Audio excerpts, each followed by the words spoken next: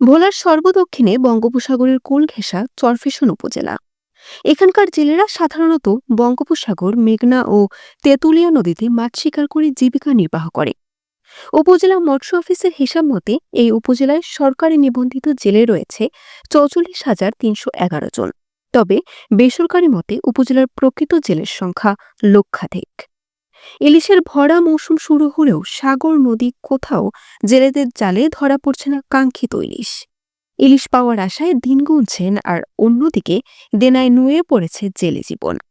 এসব জেলে পরিবারে এখন হাহাকার। তারা আশায় আছেন নদী কিংবা সাগরে আবারও ইলিশের দেখা মিলবে। নিজেদের ধার দেনা শোধ করে চাপমুক্ত হবেন। বিভিন্ন মৎস্যঘাটে গিয়ে আড়তদারদের সাথে কথা বলে জানা যায়, সাগরে মাছ ধরার উপর ৫৮ দিনের নিষেধাজ্ঞা ১২ই জুন শেষ হওয়ায় সাগরে আবার ইলিশ ধরা শুরু হয়। সপ্তাহখানেক জেলেদের জালে বেশ ইলিশ ধরা পড়ে।